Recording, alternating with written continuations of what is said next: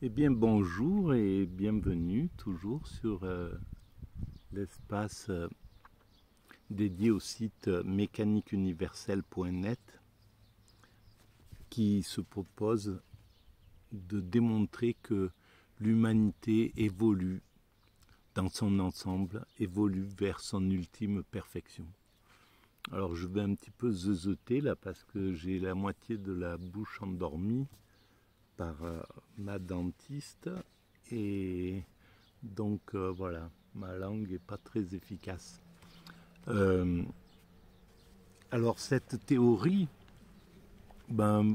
si vous suivez ou si vous écoutez d'autres vidéos, je le précise un peu plus intensément. Là, je vais juste me contenter de rester sur cette phrase: l'humanité dans son ensemble évolue vers son ultime perfection.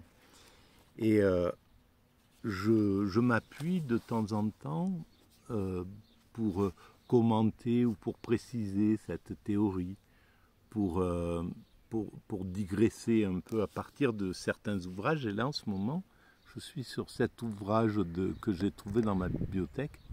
J'avais jamais lu, Jean Miquel, cours de philosophie. Je l'avais un peu picoré de temps en temps, voilà. Et donc là, je vais un petit peu le lire et en fait, je prends prétexte à cette lecture pour commenter, pour, disons, éclaircir la façon dont j'ai articulé cette théorie, qui est née il y a 23 ans maintenant, en 1999, et qui s'est, on pourrait dire, concrétisée en 3 ans. Voilà, en l'an 2000, 2001, 2002, 2003, j'avais fait toute la grande partie de ce travail, qui en fait, cette idée, l'humanité est destinée à atteindre sa perfection, et cette perfection, c'est l'idée de l'amour absolu, entre l'amour du prochain, on pourrait la fraternité totale, la liberté totale, l'égalité totale, voilà.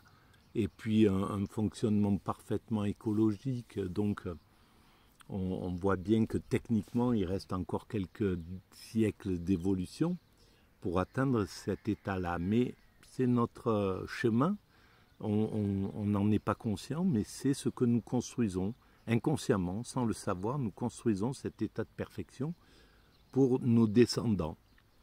Alors le sens de ce travail-là, pour l'instant, il nous échappe aussi, mais je pense que dans quelques siècles, on aura compris, on voit bien les progrès de la connaissance, à quel point ils sont intenses et ils s'accélèrent de plus en plus. Plus nous sommes nombreux sur cette planète, plus nous accumulons de connaissances et plus la créativité est intense, forte, dense, etc.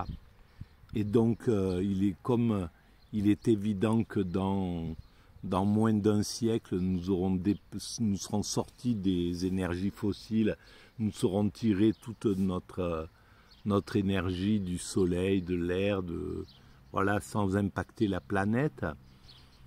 Ça paraît une évidence par rapport à tout le travail de recherche considérable qui est réalisé chaque jour sur cette humanité.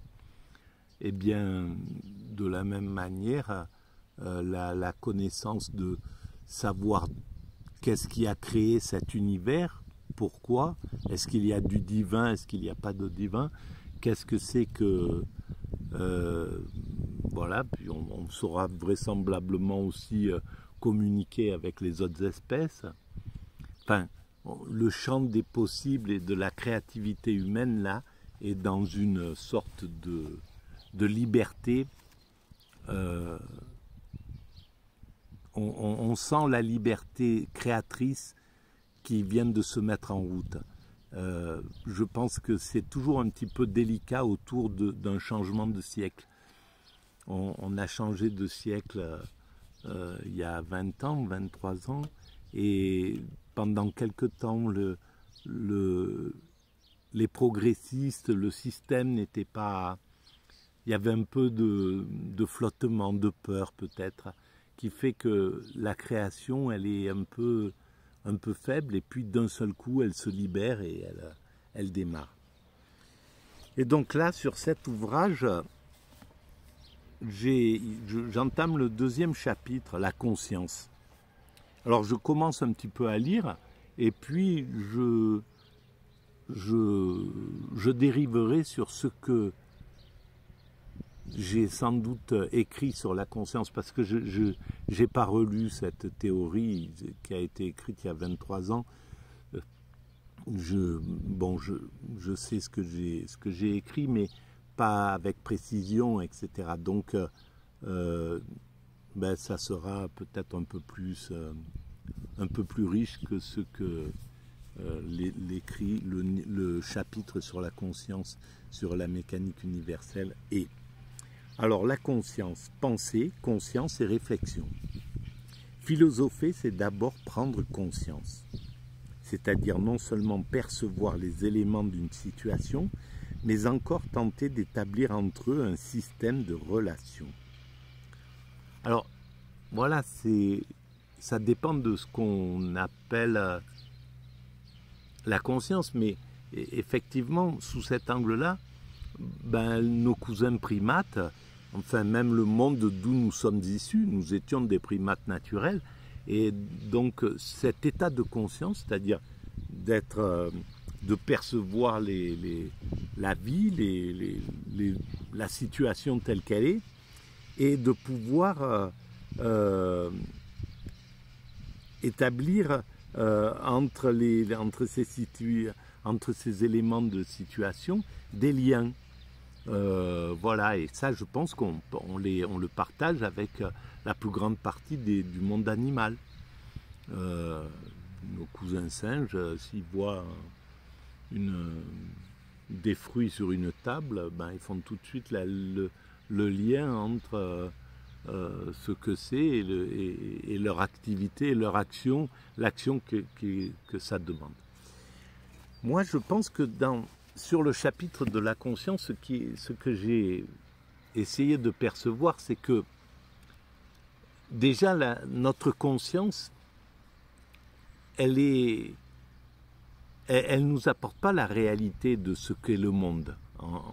Elle nous l'apporte sous une certaine forme pour l'humanité. Pour l'humanité, le monde est tel qu'il se présente à nos yeux. Donc, la première ouverture de conscience, on est là, par exemple, je vois les choses, je suis conscient à ce monde, mais je ne suis pas totalement présent à ce monde parce que mon cerveau réfléchit, ma conscience ou mon esprit cherche à dire des choses, à penser, à créer, à imaginer.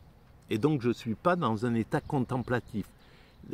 L'état de conscience absolue serait un état où je me tais et où je jubile, je suis en contact absolu avec la nature.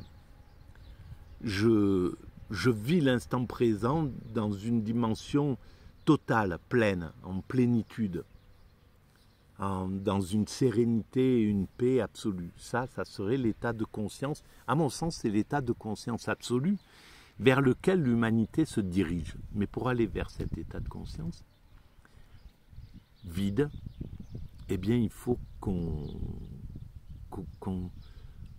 soit dans un état de conscience créatrice, de conscience, voilà, un état de conscience partagé entre la création et l'état présent. Là, il y a une partie de mon cerveau qui sait que je suis présent, mais qui ne me permet pas d'en jubiler, de prendre tout le plaisir à ce niveau-là. Parce que une autre partie de mon cerveau cherche à épiloguer sur cet état de conscience. Alors, cet état de conscience, c'est là où c'est très intéressant, c'est que le monde tel qu'il nous apparaît n'est pas forcément la réalité. C'est la réalité pour moi. Je vois le monde tel qu'il est là, mais là il y a des papillons par exemple qui passent, ou là il y a une mouche, il y a un moustique, il y a un oiseau, et ils ont tout à fait un autre état conscience du monde. Ils ont un autre type de réalité.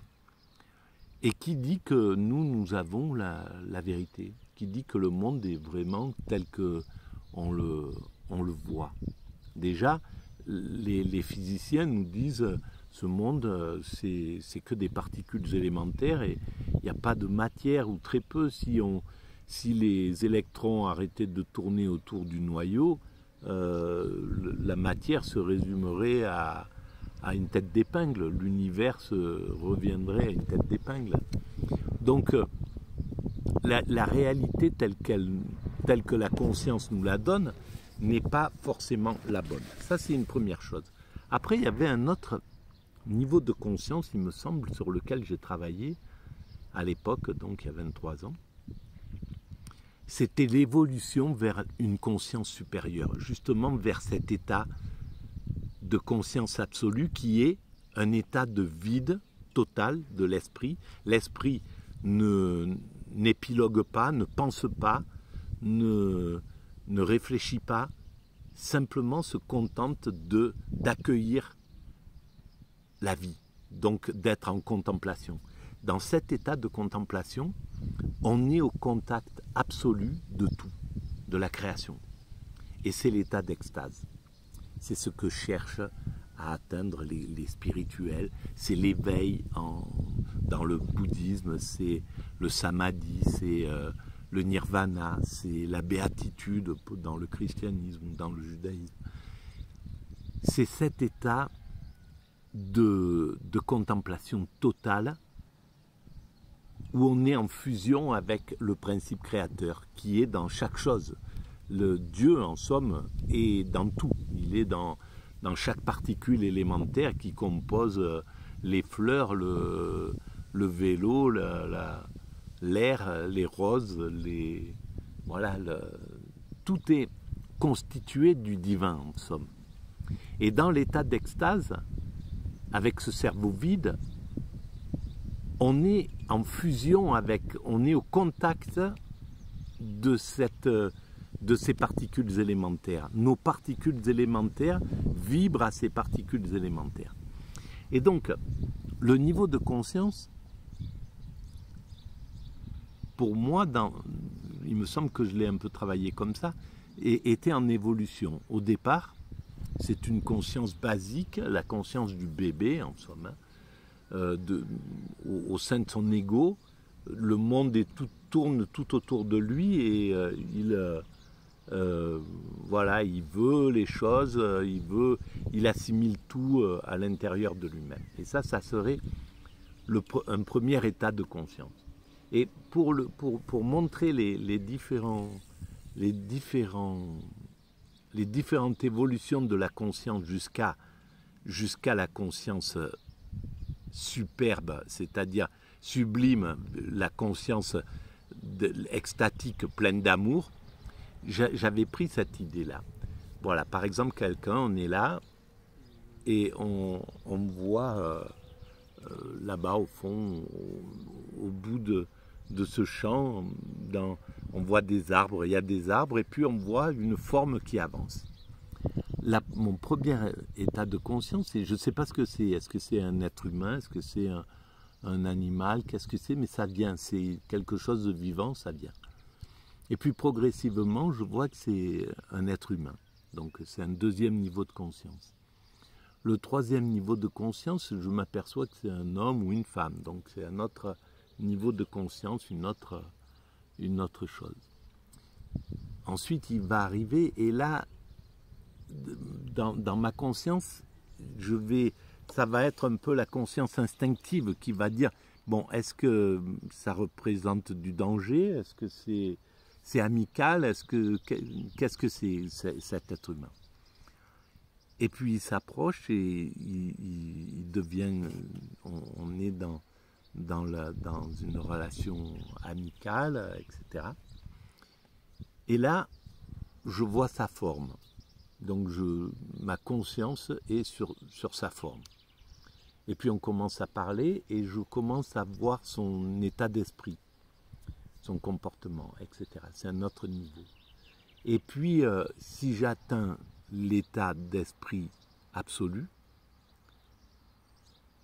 j'ai que de l'amour pour cet être vivant, comme pour autre chose, comme pour cet arbre, comme pour toute la création.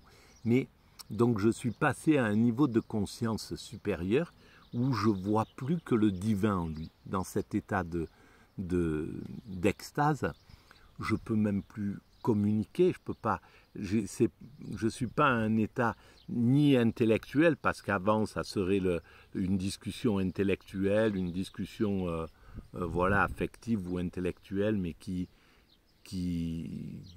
est là pour comprendre l'autre, pour voir son état d'âme, pour voir son psychisme. Et puis ce dernier degré, c'est l'extase, et dans l'extase, on peut pas faire autrement que de prendre l'autre dans les bras, de jubiler ensemble, d'être heureux de le regarder dans le silence, d'être en jubilation devant cet être humain, cette création. Voilà, un être humain, c'est une création, et quand on y réfléchit, c'est une pure merveille. Voilà, on sait bien que si on réfléchit posément dans le fonctionnement d'un être humain, la façon dont un corps fonctionne pour établir, pour vivre, pour penser, pour voir, pour aimer, on est devant un chef-d'œuvre qui n'a pas de nom, quoi. C'est pas, quand on s'extasie devant la Joconde, c'est une chose, mais là on peut s'extasier devant quelque chose d'encore plus incroyable. Et donc ça devrait être même la relation que nous devrions avoir entre humains. Être conscient de la beauté et de l'œuvre d'art que chaque être humain est. Et donc d'être au contact subtil de ce qu'il est en somme. Et c'est ce vers quoi nous allons. Je pense que nous sommes destinés à atteindre cet état donc de perfection qui fera que nous serons dans un esprit totalement vide.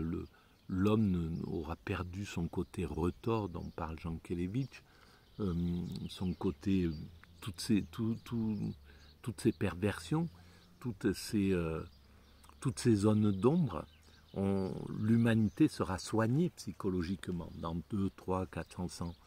On n'aura plus les pathologies que nous avons et qui correspondent à l'évolution de l'humanité. C'est la transformation d'un primate en humain abouti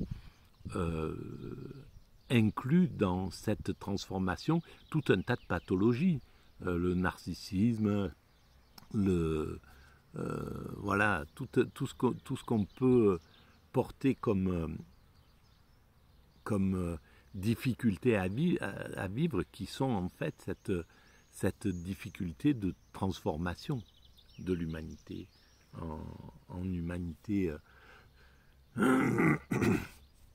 en état de perfection. Voilà. Et donc, c'est tout ce que je vais dire sur cette partie dédiée à la conscience. Voilà. Si vous pensez que ces idées ont un peu d'intérêt public, eh bien vous pouvez mettre des pouces, vous abonner, mettre des commentaires. Tout ça fait évoluer la visibilité de cet espace.